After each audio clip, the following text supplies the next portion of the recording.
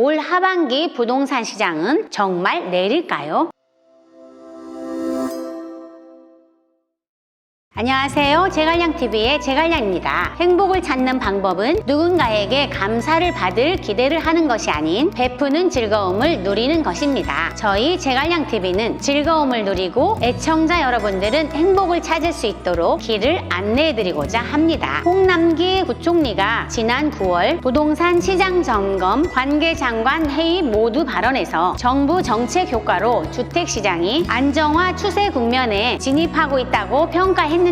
시장은 여전히 매물 부족 현상과 신고가 갱신, 전세 매물 품귀 현상으로 혼란한 상황입니다. 정부를 신뢰하는 젊은 신혼부부들 중 일부는 집은 편안하게 거주할 수 있는 주거 공간이면 좋겠어 남들이 아무리 투자해서 몇 억을 벌었다고 해도 눈 감고 귀 막고 독야청청 전세로 천년만년 살려고 했는데 전세값이 너무 폭등해 오갈 데가 없다고 하소연하시는 분들이 계십니다. 그러면서 하반기 집값이 떨어진다고 하니 이제라도 정말 영끌이라도 해서 집을 사야 하는지 정말 불안해서 잠이 오지 않는다 하십니다. 예전에는 부동산을 구매하는 연령대가 40, 50대 이유가 대부분을 차지하였는데 최근 서울 아파트 구매자 중 30대 비중이 증가하는 추세입니다. 지난 8월 서울에서 거래된 아파트 6,880건 중 36.9%인 2,541건이 30대 구매자라 합니다. 시장에서 30대가 10명 중 약 4명일 정도로 매수세를 주도하는 이유로는 첫 번째, 더 늦어지면 영원히 집 사기 어려워질 것 같아 불안해진 30대들이 패닉 바잉에 나선 것이고요. 두 번째, 6.17 대책과 7.10 대책으로 다주택자와 법인이 대출과 세금 규제로 더 이상의 추가 구매를 하지 못하는 반면 30대는 생애 최초 주택 혜택과 무주택자로 대출 규제가 덜해 이 기회에 내 집 마련을 한다는 것이지요. 기대했던 분양가 상한제로 인한 로또 청약이나 3기 신도시 사전 청약은 내 차지가 되지 않을 것이 뻔하니까요. 왜냐하면 서울의 외곽 지역이라도 당첨 커트라인이 69점이나 되어야 합니다. 69점이면 4인 가족 기준으로 최소 45세가 되어야 받을 수 있는 점수이기 때문입니다.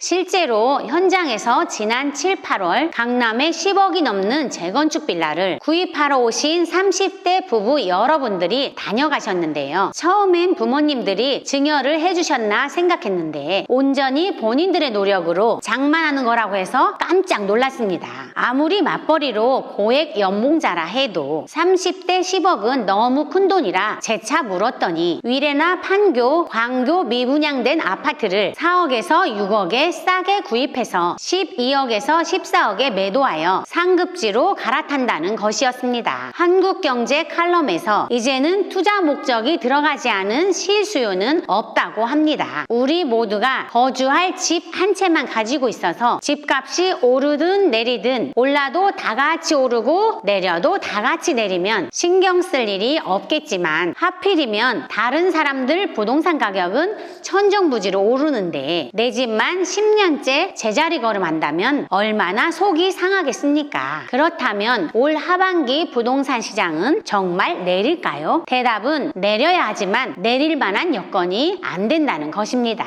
일부 전문가 분들 중에는 최근 부동산 거래량이 반토막이 났으니 가격도 반토막이 날 것이라는 예측을 하시는 분들도 계시는데요. 서울 아파트 거래량만 보면 10월 5일 기준으로 2020년 6월 15,589건에서 7월 1,654건이고 8월에는 5,697건, 9월은 1,894건으로 전달에 비해 거의 반토막이 났습니다. 일반적인 견해로 거래량이 감소했다는 것은 수요가 급감했다는 것을 의미하기에 가격도 덩달아 하락해야 한다는 것이 맞아 보입니다. 하지만 눈에 보이는 결과적인 수치만 볼 게 아니라 현상을 꿰뚫어 보면 누구나 알 수 있는 현실을 볼 수 있습니다. 시중에 매물이 넘쳐나는데 수요가 없다면 당연히 부동산 가격은 하락할 수밖에 없습니다. 지금의 현상은 테러를 막은 부동산 규제 정책으로 매물이 없는 가운데 신고가를 찍는 기이한 상황을 연출하고 나타나고 있다는 것입니다. 9월 거래량 중에 신고가를 찍은 비율이 서울은 44.1%로 25개 자치구 전부 신고가를 갱신했다는 것이 팩트입니다. 결국 수요는 많은데 공급이 없어서 거래량이 감소한 결과이니 가격이 반토막이 날 수 없는 안타까운 현실입니다.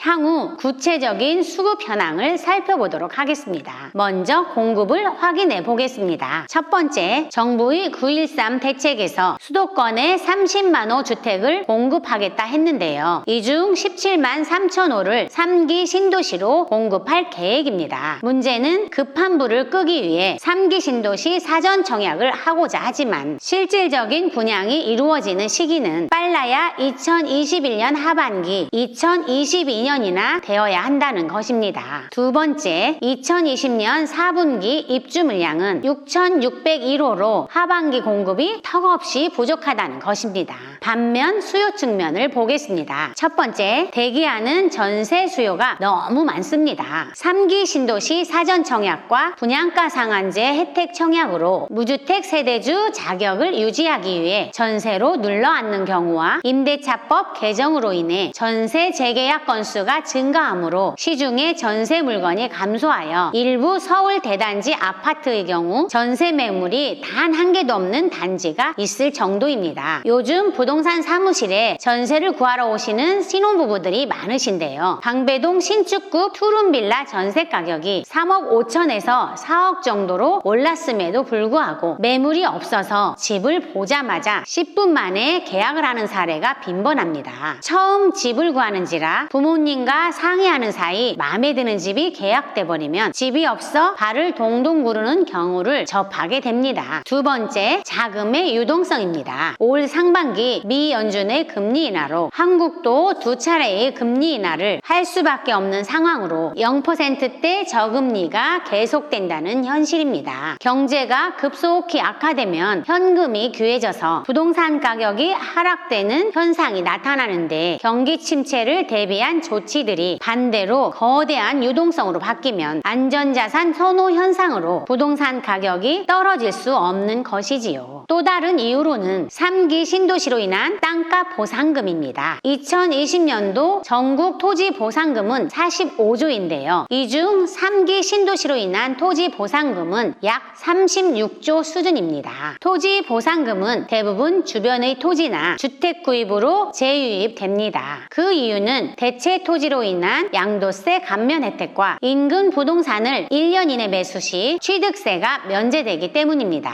이렇게 신규 아파트 공급은 급감하고 매물은 나오지도 않고 실수요자들은 여전히 많을 수밖에 없으니 우리의 바람대로 부동산 가격이 떨어지지는 않을 거라는 것이 대다수 부동산 전문가들의 의견입니다. 제갈량TV 애청자 여러분, 사물의 이면을 깊숙이 꿰뚫어 볼 수 있는 힘, 즉 흐름을 읽을 수 있는 힘을 기르기 위해서는 최소한의 노력은 해야만 합니다. 성공하는 사람들은 사물을 볼 때 있는 그대로를 볼 줄 압니다. 편견과 왜곡으로 보고 싶은 대로 보고 듣고 싶은 대로 듣지 않습니다. 시장의 현황을 있는 그대로 보면 되는데 가만히 앉아서 나한테 유리한 통계를 짜집게 하는 우를 범해서는 여러분들이 원하는 그 무엇을 얻을 수 없습니다. 아무리 강력한 규제 정책에서도 합법적이고 정당한 방법으로 모두가 함께 경제적 자유를 누릴 수 있는 방법, 그 조그만 틈새를 얼마든지 같이 찾을 수 있는 것입니다. 그 길을 같이 찾고 싶으신 애청자분들은 제갈량TV에 이메일을 남겨주시거나 연락처로 연락해 주시면 되겠습니다.